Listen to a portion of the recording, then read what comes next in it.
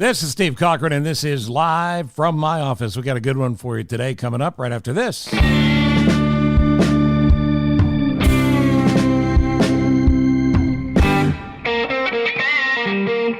from My Office is sponsored by the Raue Center. The Raue Center in Crystal Lake is where we're going to be doing the Father's Day show. Well, what a coincidence. That's actually the subject of today's Live from My Office. The Raue Center is a beautiful theater in downtown Crystal Lake, a centerpiece for the downtown area, and it's managed by one of the better people I've ever met in this business, Richard Caranda, and a great staff that really want to pay back the community they love by giving them a great theater with great shows all the time. They also have the William Street Repertory Company, where you can learn the business, learn the craft, or just have fun and get your Stage Jones on. That was my name when I was a dancer, Stage Jones. I hope you'll support the Raue Center for the Performing Arts, whether you're in Crystal Lake, nearby, or just love great theater, music, comedy, and more. Remember, it's the Raue Center. Thank you for sponsoring the Raue Center, rausecenter.org, R-A-U-E center.org. Welcome to Live from My Office. I mentioned this a moment ago. Well, we got a good one. Not that any of them are bad, but, this one might even be a little bit better. Talking about comedian friends of mine, John Cosse, Tim Benker, Mike Toomey, and me, Steve Cochran. These are the forefathers, F-O-U-R. The forefathers. See, we're all dads. And coming up on Father's Day weekend, June 16th, the Friday night show at 8 o'clock, we're going to do stand-up comedy that your dad will love. So bring your dad out for Father's Day, or buy him a couple of tickets for your mom and him. That's the gift they really want. Your dad for Father's Day at the Raue Center. And today on the show, the forefathers get together, where I will be joined by John Cosse, one of the funniest stand-ups in Chicago for 40 years. Mike Toomey, one of the best in the country, and great in Chicago at Zanies and everywhere else. And Tim Benker, very funny Tim Benker, taking time out from his high-powered business career to join us on stage as well. We are the forefathers. We're glad you're here. We look forward to seeing you on June 16th. More blatant plugs ahead while we have the conversation. Oh, your dad's going to love this, and maybe you will too. Welcome to Live from My Office. These are the forefathers.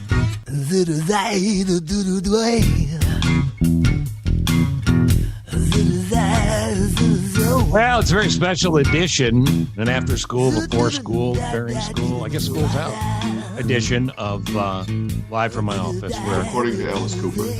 According to Alice Cooper, well done. Where my friends are here is we bring you our occasional get-together of 4 comedians and friends, and we're going to be on stage together shortly on Father's Day weekend, so this is also a blatant plug for that. But allow me to introduce everybody. John Cosse, how are you?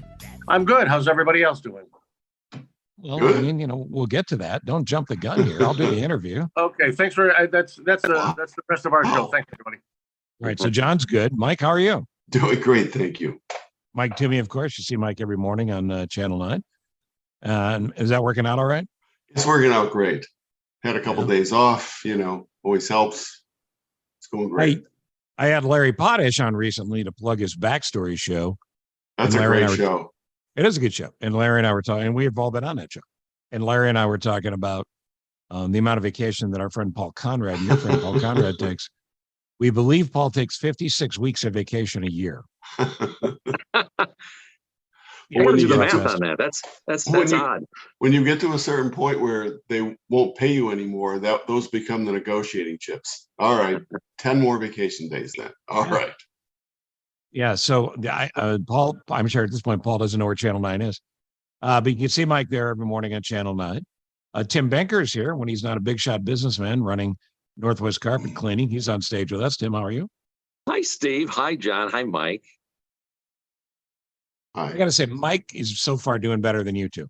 Yeah, that sounds good. Give it time. I don't mean to brag, but I'm coming to you live from Fontana, Wisconsin. Fontana, Wisconsin. That's the southern part of Lake Geneva. It's the suburb of Lake Geneva. Why? Why are you there? Just a few days off. My in-laws have a what I call a dread and breakfast.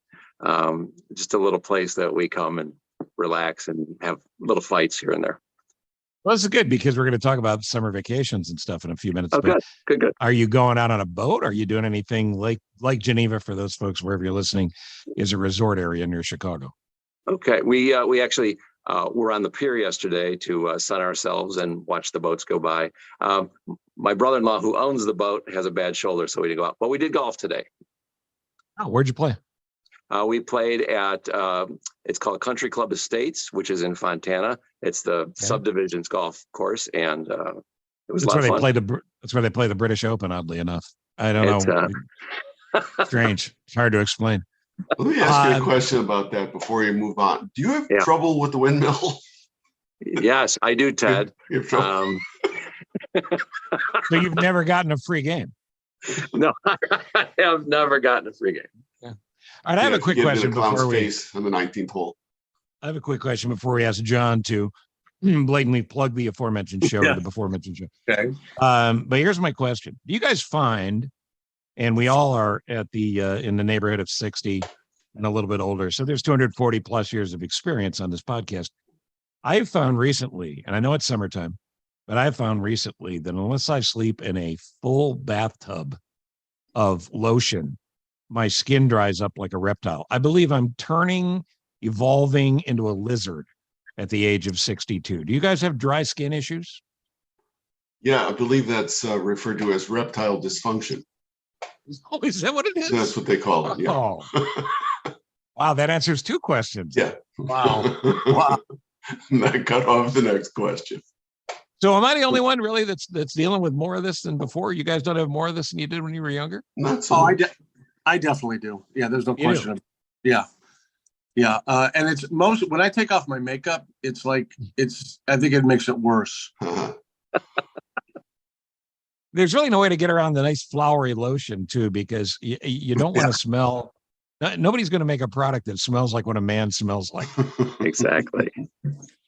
Joe, anyway, just wanted to share that with you, be open and honest the way I am. All right, John, we're going to go to some topics in a hat. But before we do that, why don't you tell us where are we going to be for Father's Day weekend and how can people get tickets? Oh, this is wonderful. We are going to be at the Raue Center, which is a beautiful theater in downtown Crystal Lake. And it's Friday, June 16th. It's an 8:00 show. It starts off the Father's Day weekend. And to get those tickets, all you have to do is go online, go to rausecenter.org. Raue is RAUE center.org, or call the box office at 815-356-9212 to come see all of us to start your Father's Day weekend. And this what is what that number again? 815-356-9212. All right. This is what your father really wants for Father's Day. None of the crap you're thinking about getting him. This is the gift he really wants. And we should recap because all of us are fathers. Steve, how many do you have and how many grands do you have? Well, first off, I had to replug my microphone in, which somehow got disconnected. I have two wonderful children. I've got my daughter who is 36 and my son who is 32, and two amazing grandchildren, Abigail who is 7 and Isaac who is 3, but about to turn 4. Nice. John? Just one son, Christopher, 31 years old. He's married. That's all I got. Mike? I have 4. My son Sean is 31. Casey is almost 30. Ryan is 25, and Aaron is 24. And who's your favorite? I mean, It depends on the day. Depends on which one is in my presence. Right. Who showed up to check on you? Yeah, that type of thing. Yeah. How about you, Tim? I got the 2. Jordan's going to be 32 next week. Dylan's going to be 20. And my favorite one is Ryan, Mike's son. That's right. Hey, well, be honest with you, I didn't see that coming. So, all right. So I have a bunch of topics in a hat. Let's just riff on these. If you don't have a good answer, you can certainly pass. But since we were talking about Tim's summer vacation, give me a memory, best, worst, or funniest memory of a summer vacation when you were a kid. Any of you guys jump in. One of you guys, go ahead. Go ahead. Okay, I'll go first. The most memorable one we took, I was 9 years old. It was the first year of Disney World in Orlando. And we didn't even know what a plane was. So, of course, it was the station wagon through the entire Illinois, Indiana, Kentucky, Sure. Georgia, Florida. And half my act used to be about this trip, because the way we fit into the station wagon with the kids, the luggage, and me, I was like wedged in with all the luggage at the way back of the wagon. You're steerage. You're like steerage on a Titanic. Right. And you're facing the back way, like seeing where we've been. So, that was good. It was the first year ever of Disney World. So I'll give you this quick highlight of Disney World. When the kids see the characters running around the park, they rush to them. Well, King Louis, excuse me, from Jungle Book, Louis Primo is the voice. He's got these long, super long arms, and he comes out and he's swinging the arms around, and the kids flood him. And I run into a wild King Louis plastic hand right across the face, like just whacked me. And that's because the guy's wearing the costume and the arms are just swinging. So he's kind of dancing around. Did he even know he hit you? No. And of all the kids, I'm the one who gets it. He just gets this big thing going. The big roundhouse comes around, whacks me in the face. That was the highlight of it. What a sweet memory of the most wonderful place on earth. Oh, that's nice. Tim, what do you got? We never got to go to Disney World. We had to go to Salem, Wisconsin, which isn't too far away from here. And there That's where they burned the witches, right? Yes, exactly. And the mascot at the little amusement park was a wild boar, and he wasn't very nice either. But now I'm one of 7 siblings. So going on a vacation was a project and a half, particularly because we didn't have a car. So my uncle had a pink Cutlass Cruiser.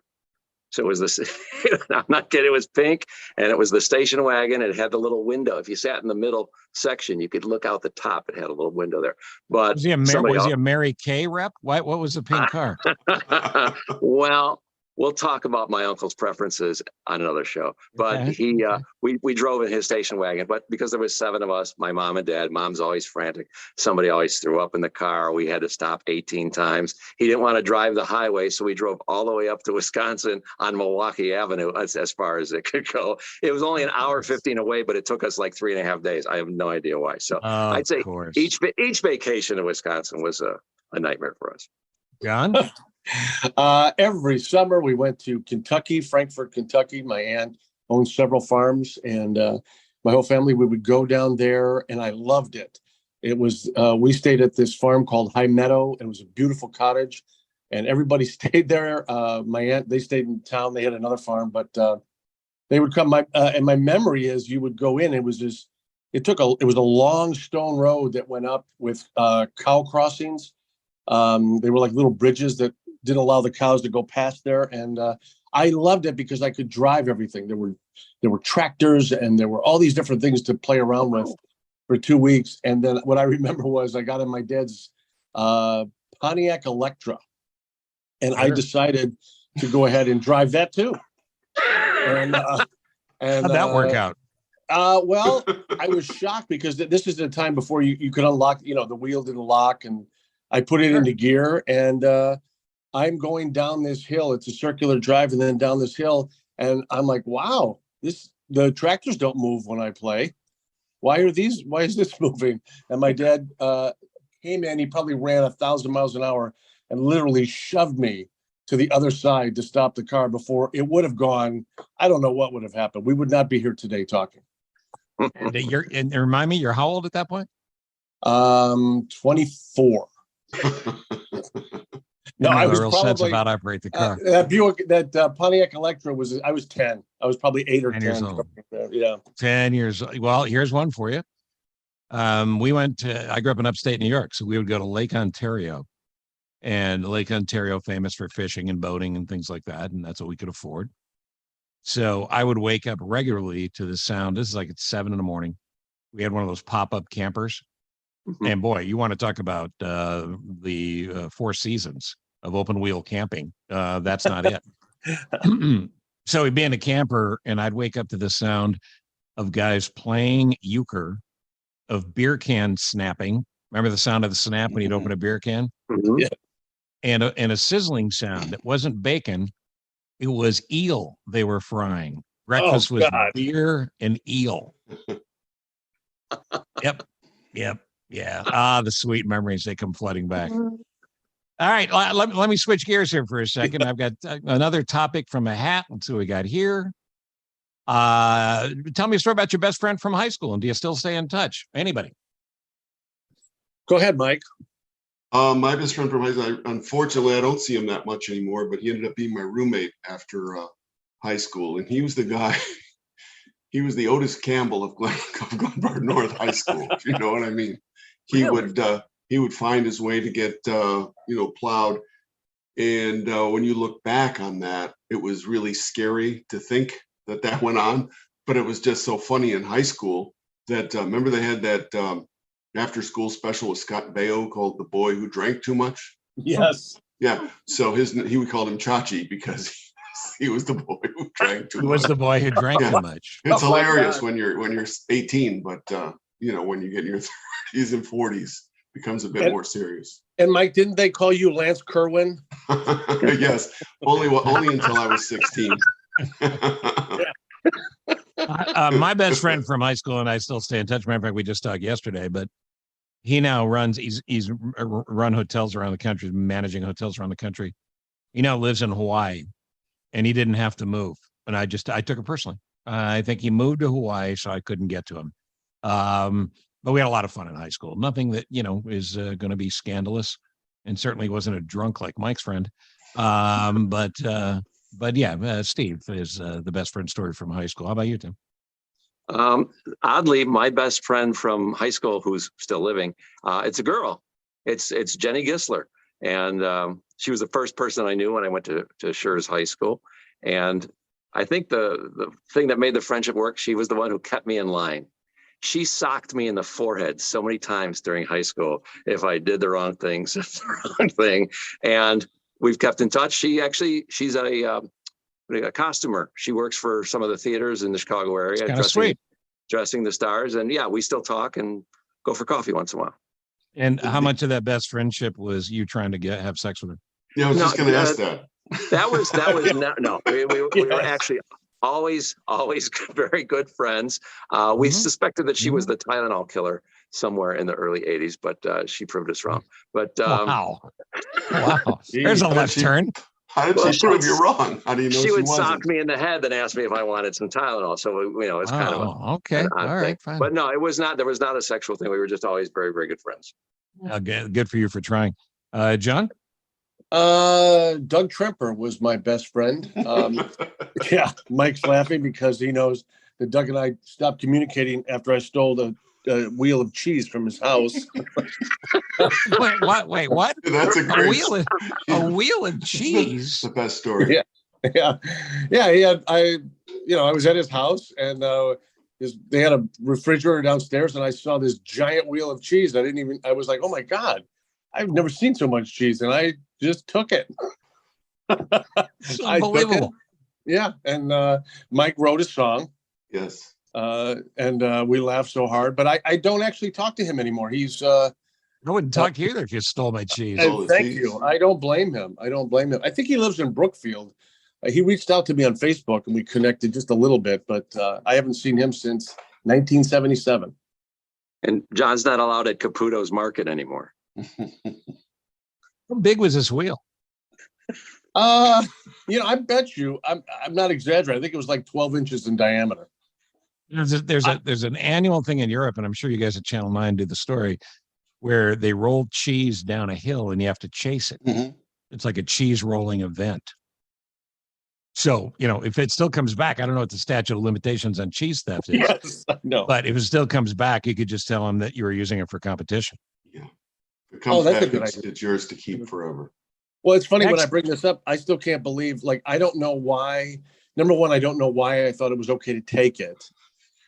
Two, I don't know why I thought I was sneaking out of the house with this huge cheese wheel and I could make it home with nobody noticing. Hey, who's that kid with the wheel? Just rolling it across the street. Yeah, I mean, it's just ridiculous. So stupidity. Next topic from a hat. Your first job. Now, this is interesting because you guys have been in comedy so long. I don't even know if you've had other jobs. So let me start with this one. My first job was a caddy. I caddied and I cleaned golf clubs. And this is a place called the Ithaca Country Club. And my distinct memory is of two women. There's a thing in golf called double bagging. Make up your own jokes at home. But the idea is you carried two bags. You're caddying for two people. And one of the women was a hooker. The other was a slicer. Again, if you don't know golf, this is a much funnier story. But a hooker and a slicer means one hits it far to the left, the other hits it far to the right. Again, I'm carrying two bags. It's a hot summer day. You normally walk 5 or 6 miles in the course of a round of golf as a caddy. I walk 47 miles to chase down the horrible golf these two women played. And at the end, the more domineering of the two women came over and gave me 4 quarters as my tip, 50 cents a piece. Wow. And I was probably 14 at the time, and I couldn't resist. I said, well, this is great because now I can go to Cornell, because they were near Cornell University. That's good. First job, John Summer. First job, Star Sentinel newspaper in Maywood. I was a paper boy. If I remember correctly, I would deliver the papers.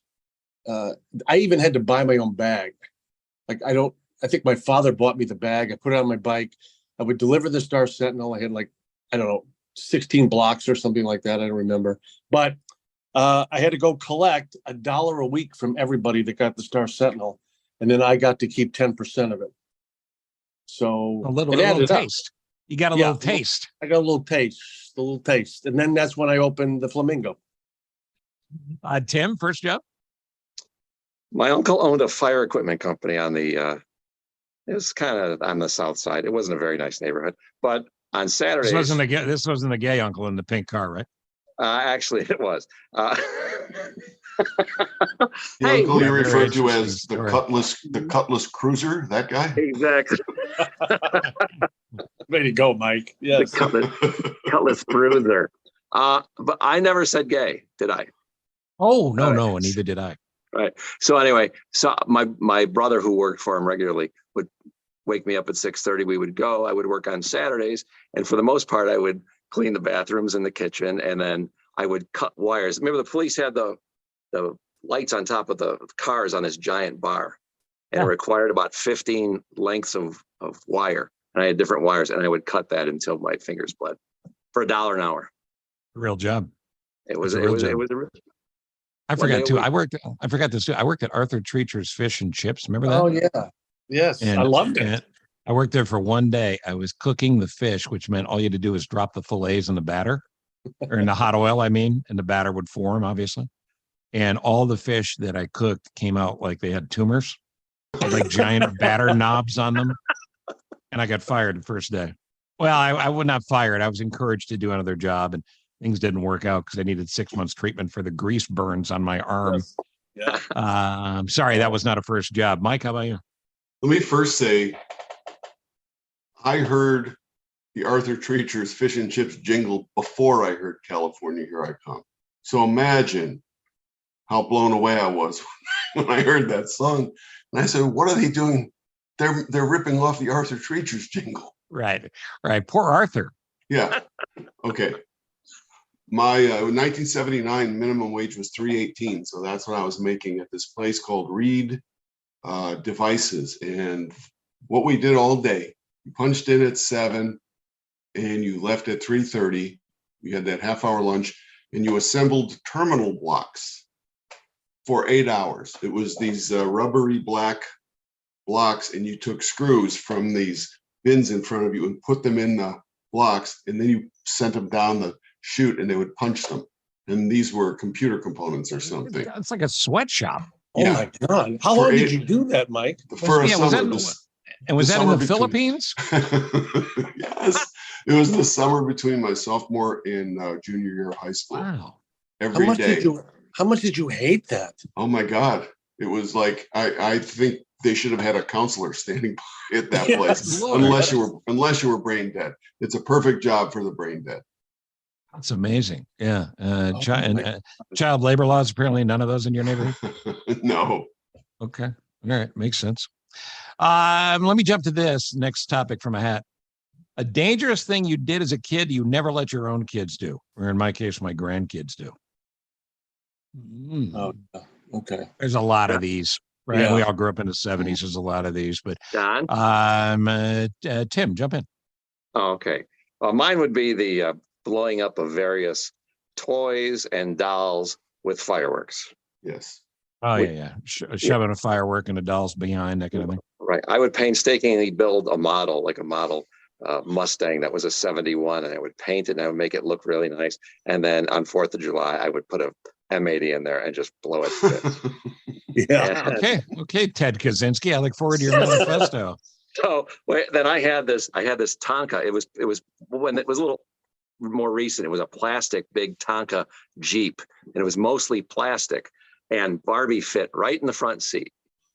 So we strung some firecrackers together, and then we filled the compartment right behind the seat with butane fuel. So what didn't get blown to bits was in blazing flames when we were. Wow, you are a criminal mastermind. Good Lord, John, how about you? Yeah, I think I can top that actually. Oh God! So we were, back then you were gone all day, right? As a kid, you would just leave. Your parents didn't know where you were. So our favorite place to go was the train trestle that went over Des Plaines River. So we would climb to the top of that train with these little rivets, climb all the way to the top, which looking back, I've been by there. I was probably 4 stories above the actual river. If I would have fallen, we didn't have any fear. But the worst part was it would only come with freight trains. So we loved to hop on the freight train and take it to Winston Park Plaza and then hop off. Wow. You're like a hobo. I know. An old school hobo. I know. Like my uncle. Yes. Wow. Yeah. Yeah, I actually hitchhiked regularly as a little kid. I'm not exaggerating. Oh my God. And I told the story the other day on the air. I was 7 years old. I won a free hamburger from McDonald's, a single hamburger, one from the place that was actually the first radio station I ended up working at. Its cash value was 40 cents. Yes. And I hitchhiked with my brother and my cousin to the studios of WTKO 1470 WTKO Ithaca, and went inside and got my free hamburger card. And then we hitchhiked from there to the other end of downtown where the first McDonald's was, the only fast food place. And we got our food and we thought we were home free. Well, that was also a time where your parents' friends would rat you out as the little bastard you were, as opposed to now where nobody does anything because the parents all make excuses for kids. And a friend of my father's saw us hitchhiking and brought it up to my father, who afterwards said, "How was school today?" Oh.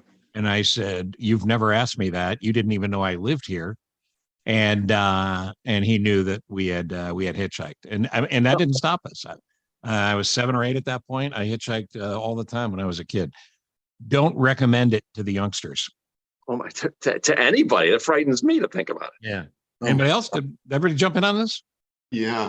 What Tim said about the fireworks, we used to like throw fireworks at each other like 4th of July. Yeah, firework fight. And yeah, throw them at, or launch the bottle rocket out of your fist. But see, here's the thing that's different. Like people say we were stupid, we were crazy when we were kids and all the ridiculous things we did. We weren't stupid, we were ignorant. Today's kids are stupid. Like today's kids have the internet at their fingertips, and they know that eating a Tide Pod is bad. And they know that swallowing a half an ounce of cinnamon is bad. Yeah. We're just ignorant. We didn't know. Like, here's what we did. We did with the skitching. Some people say skeeching, where you would grab to the bumper of a car when it was snowing out, and they didn't know you were on the back, and you would go for a ride, like get down like a catcher. Oh yeah. And we would do that at school. Like when the bus took off, we'd get like 6 of us across the back bumper, and like we don't take off with the bus like idiots. Oh my God, how are we alive? Yeah. All right, last one for this, and then I'll ask John to replug the show. And then John has some actual questions to ask us. And we continue here on Live from My Office with Mike Toomey, Tim Benker, John Cosse. All right, this is the last topic for my hat. In the 3-channel universe, you guys had a couple more channels than we did because, again, we were in upstate New York. But in the 3-channel universe of the 70s, there were always shows that your parents watched, and since they controlled the TV, you had to watch them as well. So what did you have to watch as a kid? Because it was the only thing you had access to in the great world of 3 or 4 or 5 channels. John? Oh, yeah, that's easy. Highway Patrol. And you didn't like Broderick it? Crawford. The A what? little too adult for you, was it? No. That I thought you said that I had to watch.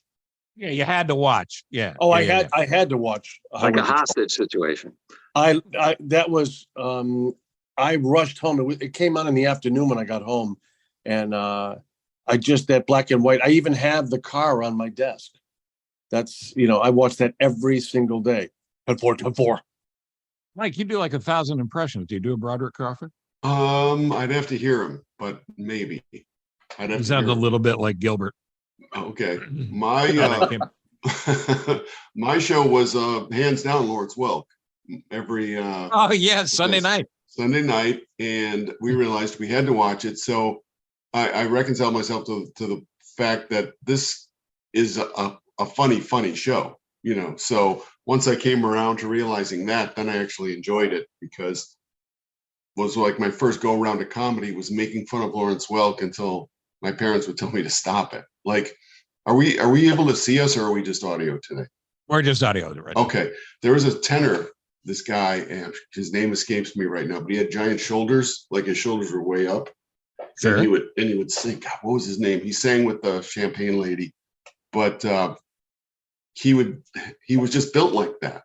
So whenever it was his turn to sing, I would just go stand next to the TV and stand exactly like that guy until I got some sort of a reaction. So it became like a standoff between my parents and me standing there and then pretending not to see me until finally my dad would just go, okay, I see you. And did you go to school the next day whenever you'd watch it just to annoy the hell out of your friends by going, "It's a wonderful, wonderful." Absolutely. That was his thing, right? It's a wonderful, wonderful. Right. And that was the thing.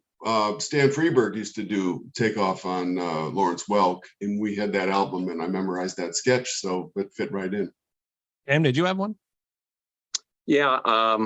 6:30 on Saturday evening, my dad went to, I'll call it the 4th channel that was available, channel 26. It was Eddie Carosa's Polka Party. And that's hot. That was really hot. So for 30 minutes, the top polka songs of the era, which the era was the 40s, but this was in the 60s.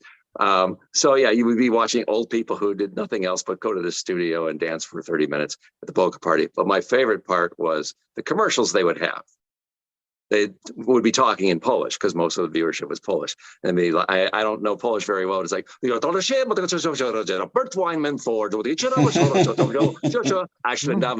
good.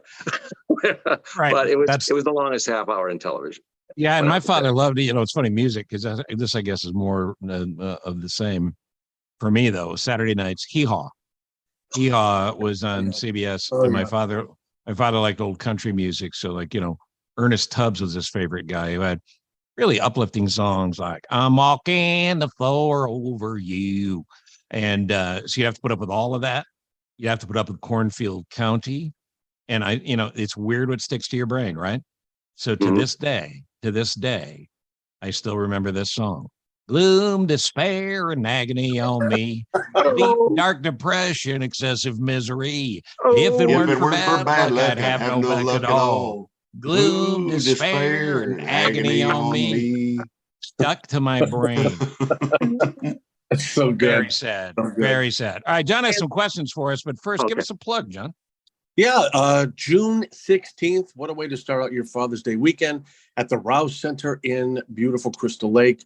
Raue Center. The show is at 8:00 on Friday. You can get your tickets. Go online to rausecenter.org. That's RAUE. Or you can call the box office at 815-356-9212. All right. So again, that's what your father really wants. Get that for him, and he won't be disappointed. Not that your cologne and your tie and the other stuff you get him isn't great. Oh yeah. Your scratch off lottery tickets. Thanks for putting some effort in. You can do this at rausecenter.org and get him what he really wants. All right. So John has some actual questions. little bit more of what it was like to be us. It's kind of a way just to explain who we are as the forefathers. And we're doing these shows at the Rouse Center. We got other shows in the summer and fall as well. Stay tuned. But John, whenever you're ready, what's the first question? Okay, great. Guys, how about this? One day you could choose to relive from your childhood. One day you could relive from your childhood. One day you could choose to relive from your childhood. Mike, what do you got? I don't know if there's one that sticks out, but there were sort of days like in the summer where you get to go to work with your dad, like every once in a while, I'd be like, okay, you can come with me. And we would do this thing where I would go to his office and everybody that worked with him was cool. And then he'd cut out at noon and we go to Wrigley and watch a Cubs game. So I think if I could relive one of those, that would be me. Yeah, that's sweet. Yeah. And my dad's been gone for quite a while, but it'd have to be with him. He worked 2 jobs because there were 7 kids and everything, and he had to work. Once he moved to just one job, it was nice because he would always make time and say, grab the mitts, let's throw 50. We would go 50 cool. throws back and forth. And then he would, all right, 5 more, we count back and forth. And it was just a quality thing for me. And I knew that it was special because he would come to me with it and he would make time for us. It was really, both really cool. Great stories. John, top that. Yeah. 1977, 76 or 77. I can't remember. I played baseball at Proviso East. I was the backup catcher. And the day we got there, we're playing Proviso West. My dad's there to see the game, and I'm starting this game because the starter got sick. And I was petrified because I forgot to wear a cup. I didn't think I was going to play. And if you're catching, wearing a cup is kind of an essential thing. But the best part about that day is in all the years I played in high school, I think I hit 3 home runs total. I wasn't even that good of a hitter, but that day I faced a lefty to start my second at bat, and I just wanted to get the guy in from third to pop it up to left field. And you jacked a home run. I hit a home run, and I had no idea I did. Because I was running. I didn't even look. I was running so hard. But the best part of that was, I think I struck out the 3rd time. The 4th time was a right-handed pitcher, like a sidearm, like a Kent Colvey. Sure. More underhand, whatever. And I remember that I went up left-handed for the first time. Nobody knew, like I would take some batting practice away. And the second pitch, I knew the minute I hit it, it was gone. And I remember I was shocked, a home run. And I came back, and I remember my dad was there to see, and he said to me, I will never forget this. Hey, what are you, Biff Pokeroba? But it was like if it was going to happen, that was the best moment, the best day to have that moment happen. Those are all good stories. I guess mine's a do-over because the first time I went to a Major League Baseball game was the Baltimore Orioles and the Washington Senators. I was 10 years old. It was the last year of the Washington Senators. I think it was 70. It might have been 71.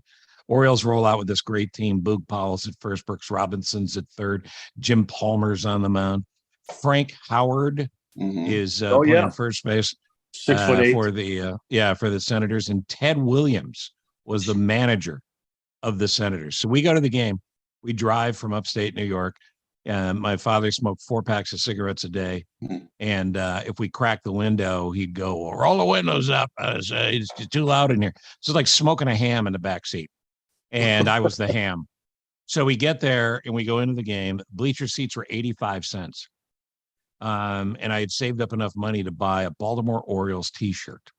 And I go to buy the t-shirt and I come back, and the only size they had was medium. And even then, boys and girls, I was a large. And I'm up there, and I'm up in the bleachers, and it's a lot of Baltimore locals and a lot of kids from the city. And I come in, and I've got my little shirt on, and I'm looking, and I'm the fat kid who's clearly in from out of town. So what I would do over in that story, bigger shirt. The other one was in high school, we had won 94 consecutive matches, and Sports Illustrated used to do this Faces in the Crowd thing, where they had promised to give us the back page of Sports Illustrated because they featured schools. And if we got to 100 wins, we were going to be featured. We're this little town in upstate New York, Dryden High School, 94 consecutive matches. And I think I was a junior So we had won. We continued to win. We were undefeated freshman year, undefeated sophomore year. And I was a decent player back then. Junior year, I was on the team that lost match number 95. I'd like to have that day over. Yeah. Yeah. Yeah, that's bad. And that day the shirt fit fine. All right, question number 2. Here's question number 2, guys. Most embarrassing thing your parents did to you? Oh, wow. Most embarrassing thing your parents did to you. Well, John, you start. Go ahead. Oh, yeah, mine's a classic story. Because my dad worked for Wilson, I had some neighbor kid. I gave him a baseball mitt, like I thought I could, out of the storage shed, not knowing they were $300 a piece. But I gave it to him, and he, in payment, gave me a shoebox filled with Stag films. And the problem was they were, I think, 16 millimeter. I didn't have a projector. So I gave them to this wealthy, rich kid neighbor across the street because he had a projector, and just gave them to him. And about a week later, my mother gets a call. We're over at the house, and the mother found them and said that I sold them to this kid. And I'm like, oh my God. And then the worst part was coming home, and my mother comes out of the kitchen and meets my dad by the back door. He doesn't even get in the house from work, and says, John has been caught selling pornographic films to the kids in the neighborhood. And to this day, I will never, ever forgive her for that. Well, but it did allow you to make a lot of money with your website, Pornhub, which I know you own. It got me through college. College. So that's exciting. That is very, very exciting. Tim, Mike? Go ahead, Mike. Okay. The embarrassing things they did to me revolved always around haircuts. My mom, it looked easy enough to do. So she would cut our hair with put the attachment on the thing and buzz us. Yeah. And I was like in first grade, and my grandmother on my dad's side would always say to my mom, I don't think you should be cutting their hair. Do you really think you should be doing that? And my mom's like, yeah, whatever. Well, she's cutting my hair a week before Christmas, and the comb attachment wasn't on that well. So it comes off, and the thing goes right down on my and cuts this big bald square in front of my head. Wow. Welcome to my world. Right. Well, then I had to go to it was Christmas, so I had to go to my grandmother's, my grandpa's. Wow. So we got one of those giant square bandages and put it over the bald spot, and I just told people that I wiped out in the snow. That my mom didn't. You were wounded. You were injured. Good cover. But they continued to embarrass me after that, because even after my mom stopped cutting my hair, my dad would take me to the worst hatchet job, worst hair. You'd always bring your baseball hat to the barber because you knew you'd be wearing it home. You had to put it on for 2 weeks. Yeah, and slouch down in the car on the ride back. But it was always haircuts. What about you, Tim?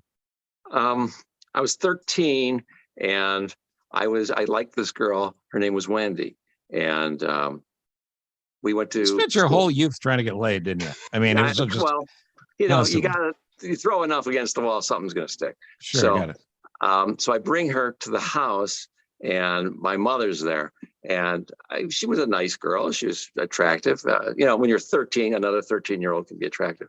So. Sure. My mother's like, "Oh, nice to meet you," and she says, "Oh, you're so cute. That's really nice." She goes, "Isn't Timmy cute?" She called me Timmy in front of this girl instead of Tim, and she's like, "Oh yeah, he is." She goes, "When he was born, he was so cute. The doctor said that he should have been a girl." Wow! So I shrunk and from that's 5'7" That's when your 13-year-old penis crawled up into your behind, and you haven't seen it since. It had never emerged to that point yet, so it stayed in another 2 years.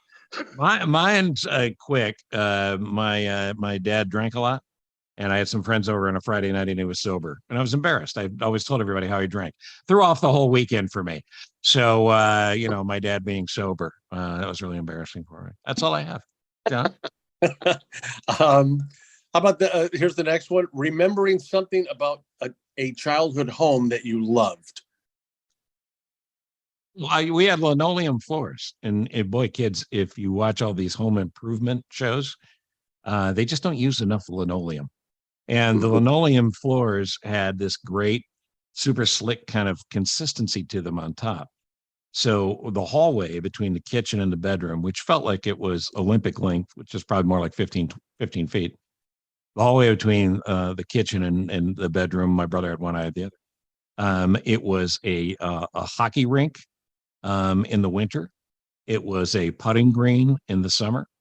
And the only time I ran into trouble is one day it was raining and I hit an actual baseball with an actual wood bat and smacked it into the drywall and had to try to cover it up by moving a picture and putting a nail over it in the middle of the drywall at about 3 feet above the ground.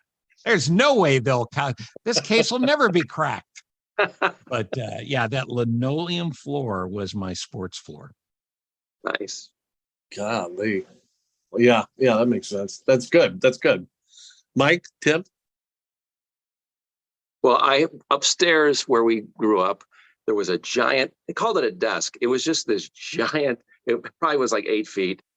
It was a cabinet and there were 2 shelves inside and it had a sliding door. Well, when I was about 8 or 10, I was about 8 or 10 pounds. So I used to do my fake magic trick. My brother would say we're gonna put Tim inside this, so he would close the door. And I would just sneak to the other side of the bookcase and he would open the door again and I would be gone.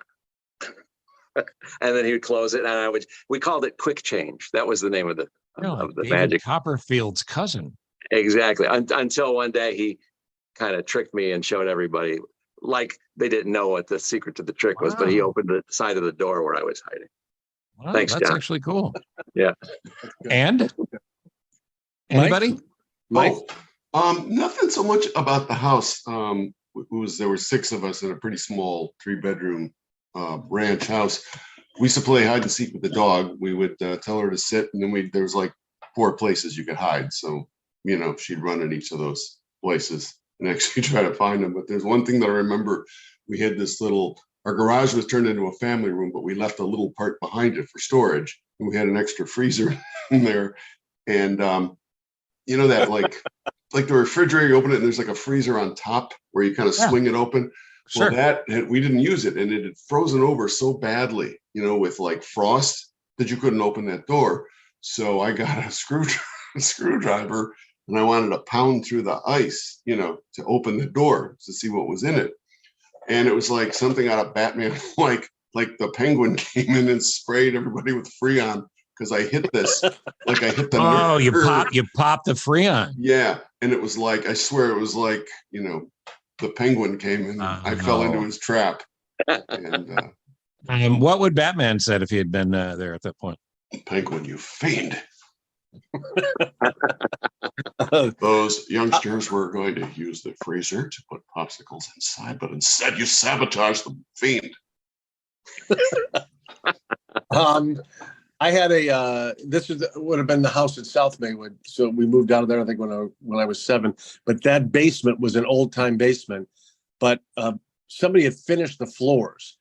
So there wasn't anything in the basement. It was just all open.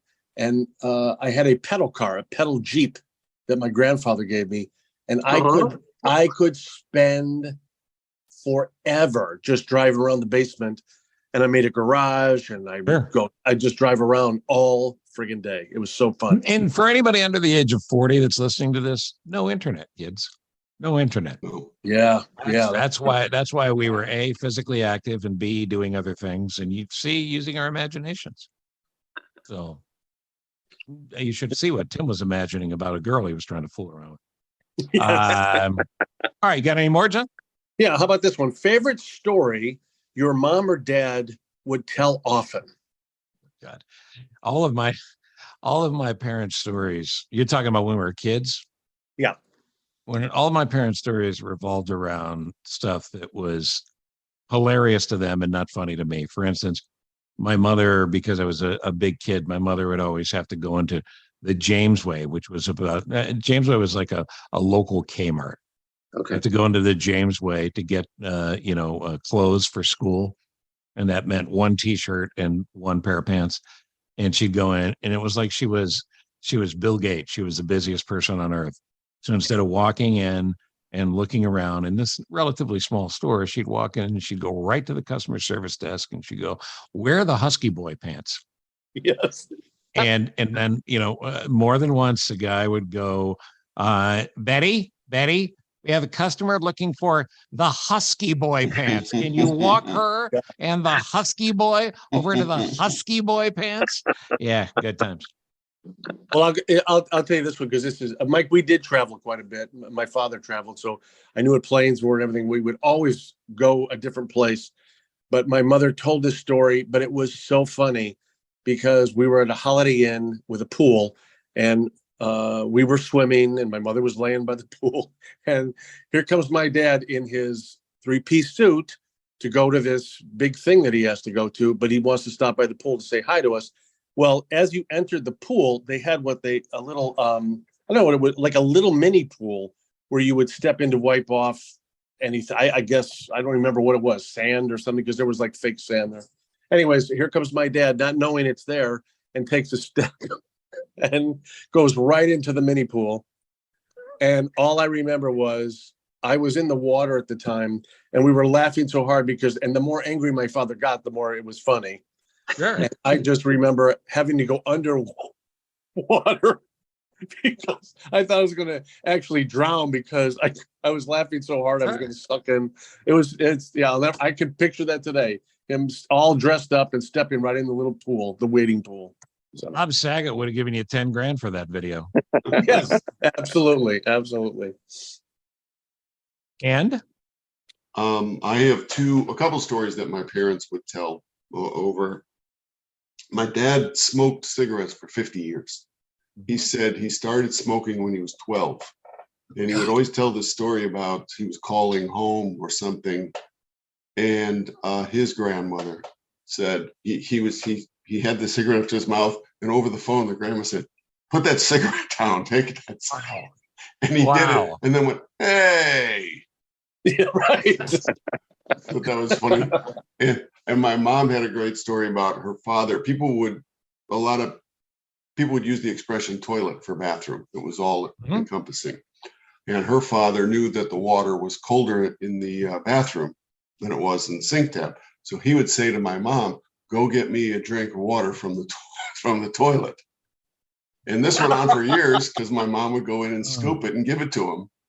And at some point, when it was determined that that's what she was doing, he said, "Is this what you've been doing all this time?" Not knowing it as a kid. He only lived to be 46, by the way. So I don't know if there's any correlation there. But Oh, wow. So she wasn't scooping from the tank in the back. She was going right from the toilet bowl. He said, "Go get me from the toilet," meaning the bathroom.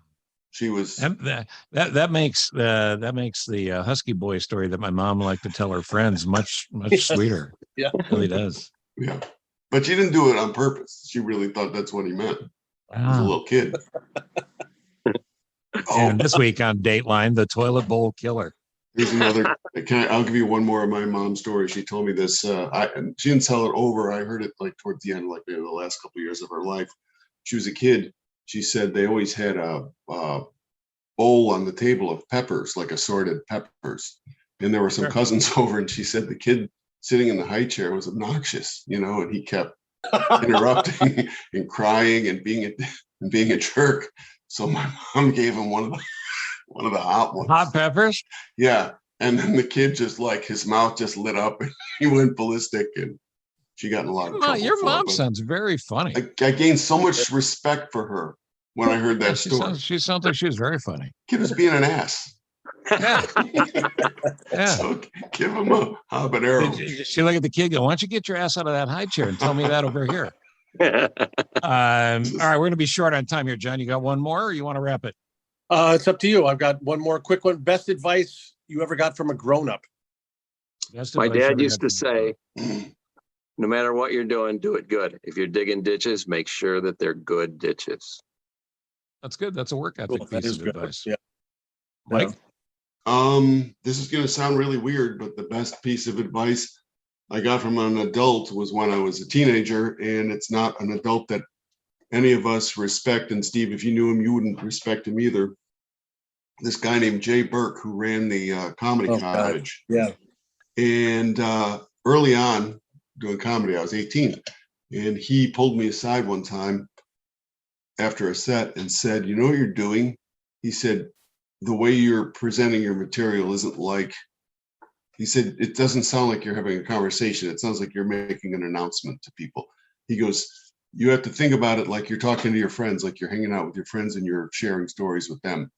And that just changed everything for my whole outlook on being a performer. So believe it or not, professionally, I would say that came from him, but personally, I'm sure. And then he would steal your money. And he wouldn't pay us. Right. Oh, that's pretty good. Tim? So, well, I mean, he figured the advice had to be worth something. Why pay you? Yes. Go ahead, John. No, I was going to say best advice, my Uncle Dan. He told me, I forgot how old I was. He said, every day is like the day before and after. There's a lot of that, but in every day there's a moment. You got to just hang on to the moments. And he was absolutely right. There's always something. You're like, okay, this is good. So I like that. I had a boss who was one of the first jobs I had, and I came in to complain about something, and he said, he just sat there and smiled. And I said, well, what's funny about this? And he goes, well, what's funny is that you're in here because unless you've thought through the problem to some solution, whether I agree with it or not, all you're doing is bitching. So go out and think about a solution, bring me back a solution tomorrow, and we'll figure it out. But don't ever come in here and just tell me you have a problem without at least thinking it through to how maybe it could be fixed. Very good. That is awesome. And John, I think you can sum this whole thing up by agreeing, and I know the forefathers, all of us agree, Tim Benker, Mike Toomey, John Cosse, Steve Cochran, we all agree. If you don't learn anything from our shows, well, you're just not listening. Just not listening. Yeah. And if you don't laugh at our shows, you are listening. Yes. Yes. That's why one critic called them TED Talks from Hell. All right. So it's Father's Day weekend, a perfect Father's Day gift. One more plug, John? Yeah, it's going to be Friday, June 16th. Come on out to the Raue Center in downtown Crystal Lake. Get your tickets. Go to rausecenter.org, RAUE, or call the box office at 815-356-9212. It's Friday night, June 16th at 8 o'clock. What a way to start the Father's Day weekend. You hear John DeCosse with me on the Big 89 WLS, the music director, and he's talented musically. He's talented in all ways. And he's very funny on stage, and he and Mike and Tim have been doing stand-up forever. Mike's one of the great stand-ups of all time. You see him in the mornings on Channel 9 in Chicago or on WGN TV, wherever you get it in the world. And Tim, when he's not on stage making people laugh, actually runs a legitimate business called Northwest Carpet Cleaning. Why don't you give the number out, Tim? It's 847-255-6110. And it's a front to launder money. He doesn't need your business, but call him if you have a carpet issue. Well, thank you. I'm just saying. He doesn't launder the money. He steam cleans it. That's right. He's got a machine for that as well. Thank you, boys. I can't wait for the show. Friday night, June 16th. Thank you. And this is live from my office. Appreciate it.